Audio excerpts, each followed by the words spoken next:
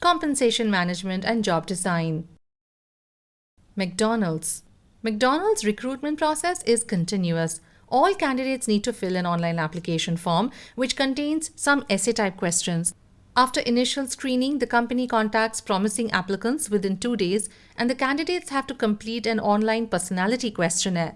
If the candidate is selected, they call the applicant to go through the assessment center, which McDonald's refers to as on-job experience. It is an ideal opportunity for candidates to assess whether McDonald's is the right place for them to work. What happens next, and how is it possible for McDonald's? The candidate is finally invited to a final interview with an operations manager. It is more of a chat than a formal interview. McDonald's can do this effectively because of its well-documented job design, perfect alignment of jobs to their core values, and a standard level of services and quality worldwide. Job design and compensation. For compensation design and management, effective job design, information and documentation of job analysis, job descriptions, and job evaluations are important prerequisites. All these processes help in identifying job requirement and describing the job, job facilities, skill sets, and skill mapping, as well as developing skill inventories in the organization. Job design. The main purpose of job design is to increase both employee motivation and productivity. Increased productivity can manifest itself in various forms. While designing a job, the management must also be concerned with the practical considerations of quantity and quality of available personnel. Personal conflicts, frictions, boredom, and obsessive thinking also need to be taken care of. Characteristics of job design. Number 1, task variety. Number 2, task identity. Number 3, task significance. Number 4, autonomy. Number 5, feedback. Strategies and techniques of job design. Robertson and Smith have recommended some strategies for analyzing jobs. Review the literature and other existing data, such as prevailing job description, training manuals, assessing job designs from manuals of technology providers. Interview immediate managers to understand the responsibilities and tasks required to perform the job well. Interview current employees who are presently doing the job in the same line and assess job requirements.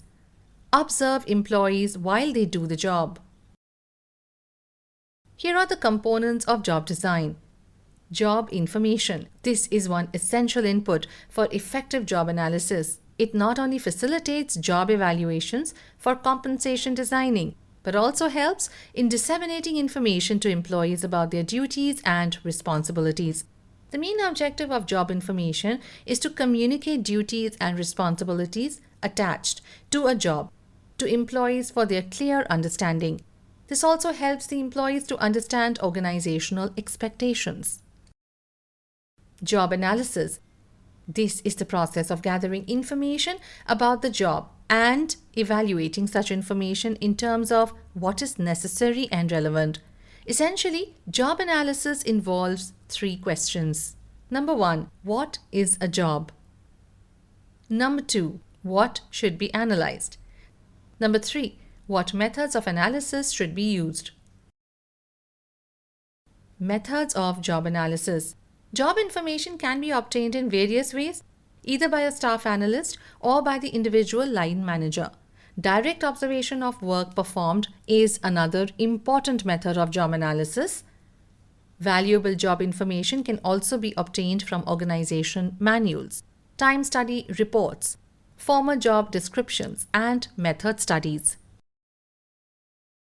Assessment centers. CIPD carried out a survey in 2006 and indicated that almost 50% of employers are now using the assessment center approach in the selection of prospective candidates for the job.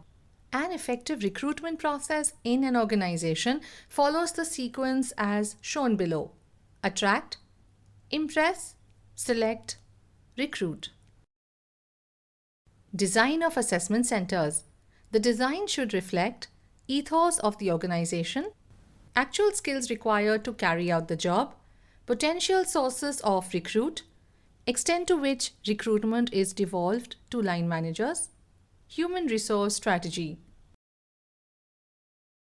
Job description.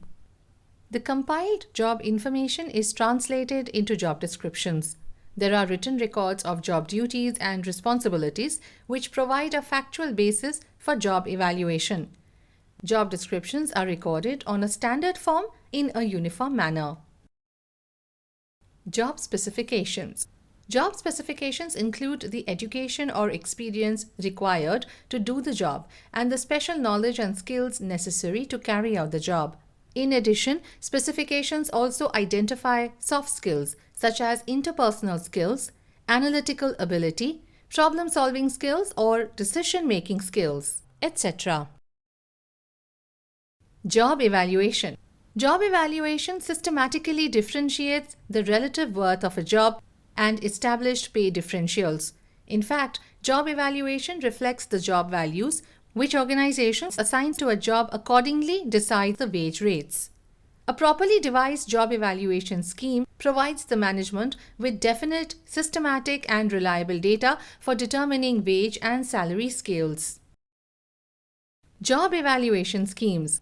Ranking. This is a simple system to judge each job as a whole and understand its relatively worth by ranking one whole job against another job. Classification. In this case, the grade and wage level are predetermined before jobs are ranked and descriptions are written defining the type of job which should fall into each group. Points rating. Under this system, to achieve a higher level of accuracy, each job is broken down into its component factors or characteristics and then evaluated separately rather than evaluating the job as a whole.